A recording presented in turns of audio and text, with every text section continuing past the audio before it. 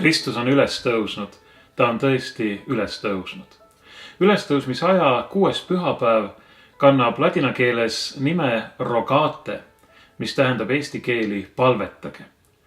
See nimi kõneleb meile vanast tavast minna sellel pühapäeval ja sellele järgnevatel päevadel, eriti maakohtades välja põldudele, selleks, et tänada Jumalat tema armu eest ja paluda tema abi ja õnnistust eesolevaks suveks, kõigiks põllutöödeks, selleks, et kui jõuab kätte sügis, lõikuse aeg, siis oleks saaki, mida koguda.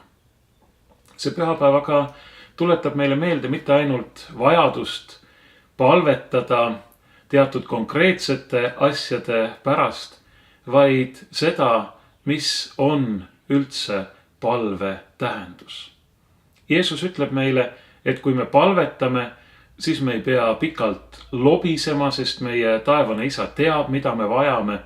Me ei pea oma palvega inimeste ees esinema, vaid olema vaikselt oma isa ees, kes meie palveid kuuleb, ka siis, kui nad on öeldud kõige salajasemas paigas.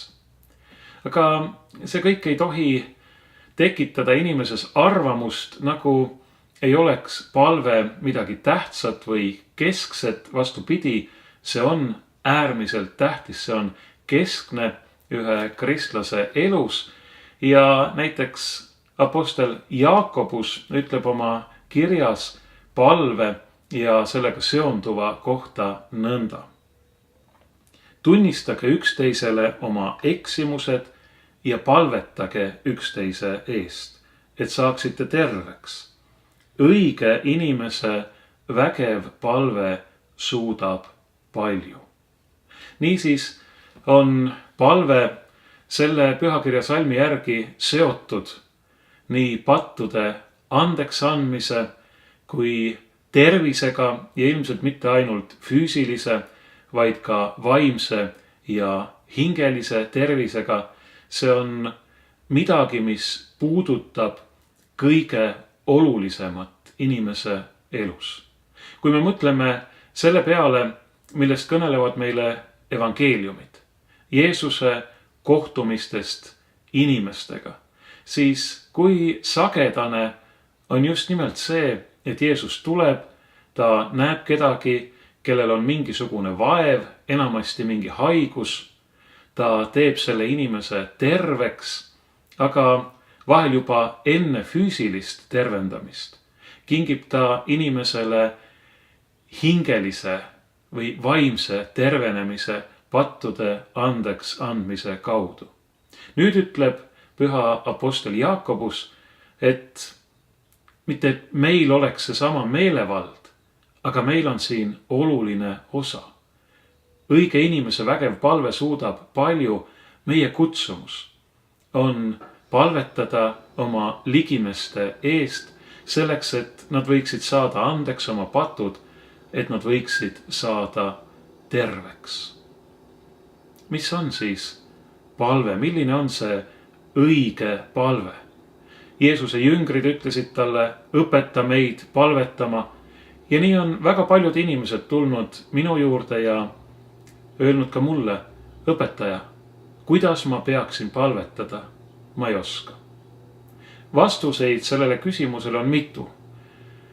Läbi aegade on väga paljud inimesed, väga paljud vagad inimesed pannud kirja väga kauneid ja sügavaid palveid, mille abi meie saame kasutada selleks, et astuda Jumala ette.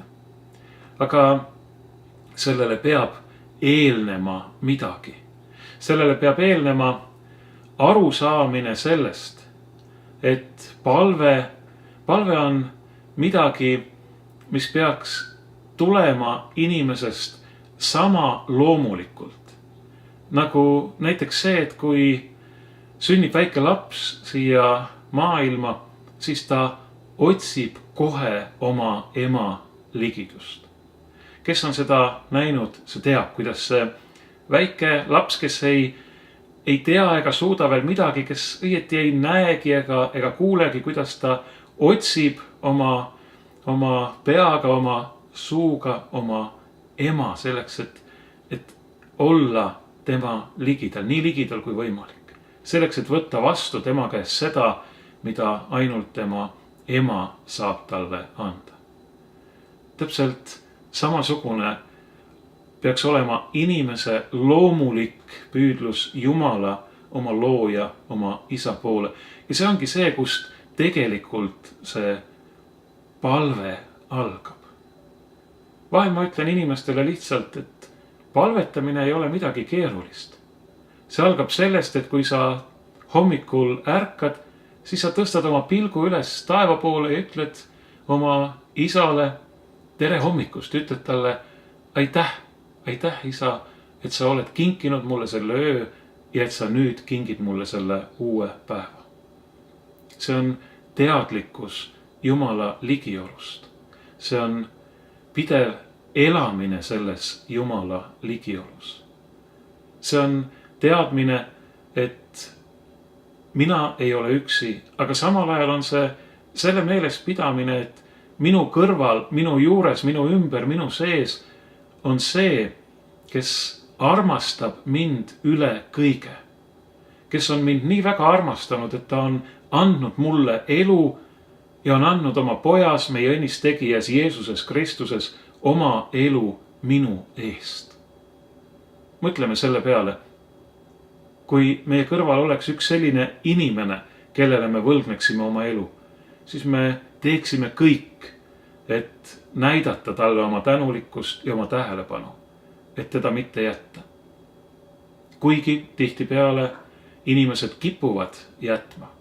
Mõtleme näiteks nendele emadele ja isadele või vanaemadele ja vanaisadele, kes on üksinda kuskil hooldekodudes ja ootavad asjatult, et keegi nendest, kellele nad on elu kinkinud, kellele nad on andnud peaaegu kõik endast, tuleks neid kas või korrakski vaatama.